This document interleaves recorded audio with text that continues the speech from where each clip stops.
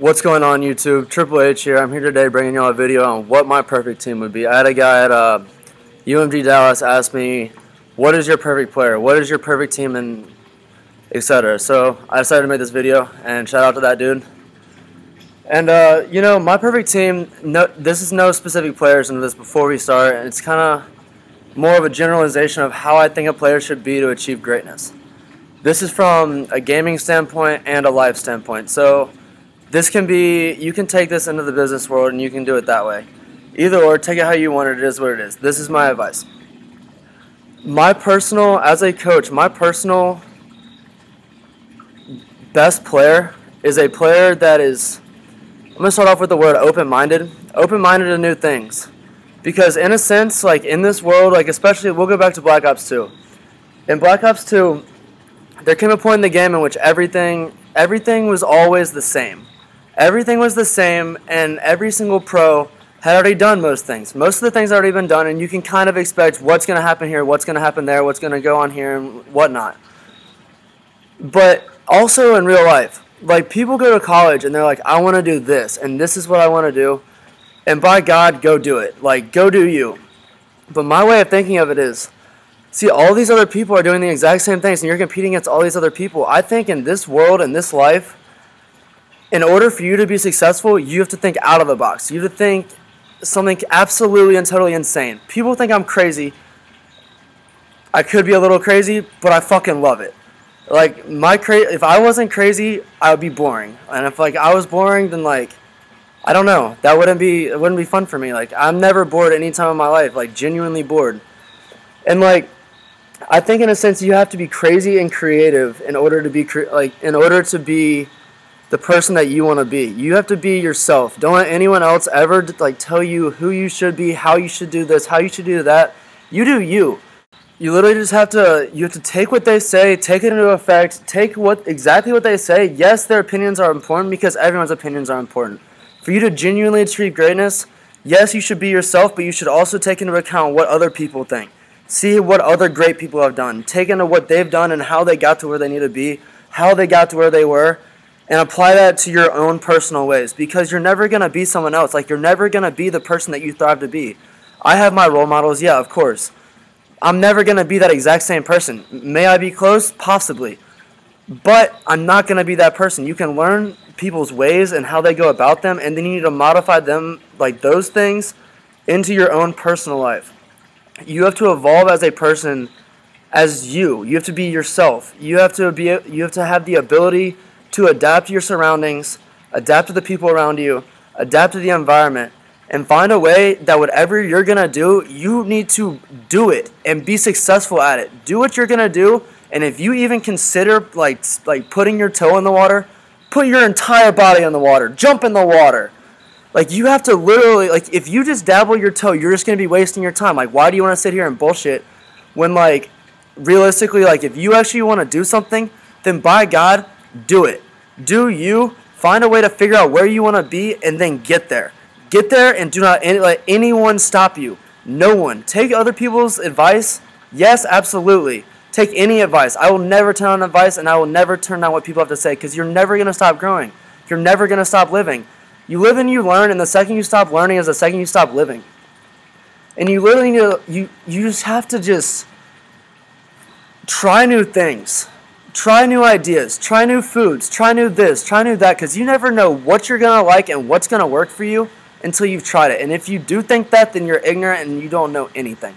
I apologize. That was a little harsh. But it's true. Like, I'm serious.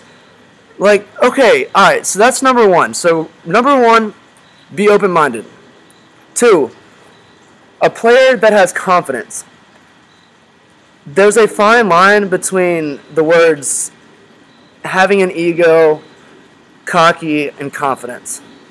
They're 3 very similar things in the same category, yet they are polar opposites of all of each other. You need to be confident, because if you go into something thinking that you're going to get destroyed on, and whether you do or don't, if you go into it thinking you're going to get destroyed on, maybe you might get lucky and win. It's whether you think you can or you can't, you're right. These people, if you go into a situation saying, I'm not going to make this, I'm not going to make that, and like I hope you make it, but like with that attitude, you're not going to do anything. Like I'm not, but like then there's the fine line of like going into an event per se, or like going into an interview being like, I'm going to get this. Like I'm going to do this and I'm going to get it done. And this is how I'm going to do it, and this is what I'm going to say, and this is how it's going to happen, and I'm going to make it happen. If it's not making it happen my way, then I'm going to find a way to make my way different to adapt to how the situation in front of me is changing. And I am going to change what I am doing to adapt to that. That is what I want. This is how I'm going to get it. And then, bam, you have what you want. See, okay, so there's the ego. Ego is important, but like it needs to be a little bit of an ego, because too much of an ego rubs off the wrong way. People see it the wrong way. People think of it the wrong way, and that's not good. That's not good for you. That's not good for your team. That's not good for your business, whatever you're applying this to. You have to be able to go into a situation knowing that you're going to succeed, knowing how you're going to succeed, what you're going to do to get there, how you're going to get there, etc. Like, as I've said this entire video, it's not even about planning. Like, you need to plan things, but you don't need to expect things. You need to not really, in a sense, plan, because, like, literally, I live day by day. I am in the second. I didn't even know what I was going to talk about in this video. I literally turned on my webcam and started speaking. These are my thoughts. Everything, like, all of my videos, like, I feel it in my heart, and all of a sudden, I just start speaking, because I'm just a crazy person, as all of you think. And, you know, like, the confidence is a very key. Confidence is key. But cockiness and an ego demoralizes the people around you, your business, your team, everything.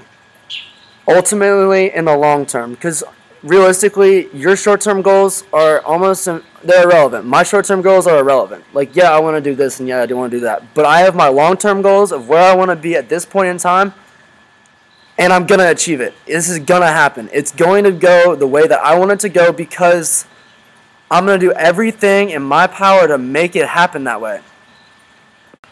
My third thing, by the way, 3's Up Nation, hey, but my third thing, teamwork.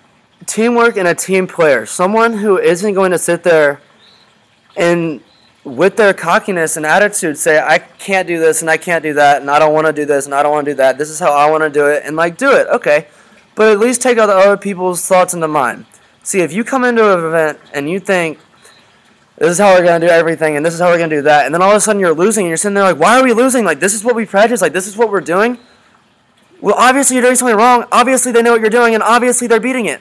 Obviously, because you're not winning. At the end of the day, it all comes down to winning. Like it doesn't matter how you individually do it and how you individually do this. It is how you do as a team, because this is not an individual sport. This is not an individual business. It's not a one-man show. This is an opportunity and a sense to better yourself as you go. It is the adapting. As I said earlier, it is the adapting and evolving yourself as a person to all of your surroundings around you, your teammates, and whatever is put in front of you. You have to figure out a way of how to beat it. This is what we have. This is what they have. This is how we're going to beat what they have and destroy them and ultimately get the win. Because if you, on a map, go 0-40, but if you end up winning the map, no one really cares. No one really cares what you want on the map. It's all about working as that one driving force, that one force that you literally look at and go, they're unstoppable. Because whatever I put in front of them, they find a way to beat it, and they find a way to overcome it and like destroy it. It's that mentality. It's the winning mentality. It's the fire in the belly. And like,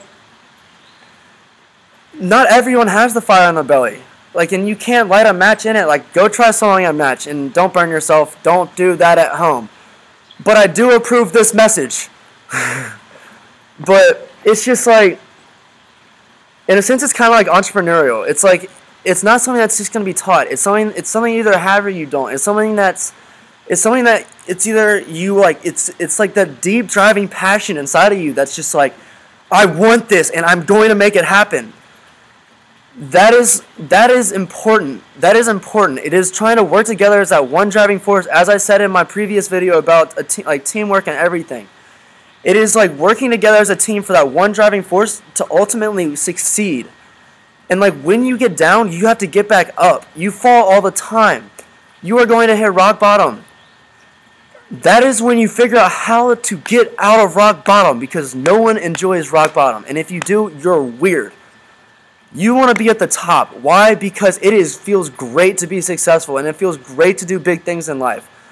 And without all of these three things, in my opinion, you're never going to genuinely be successful. Yes, you can be successful, absolutely. Plenty of people are successful without doing any of the three things I said.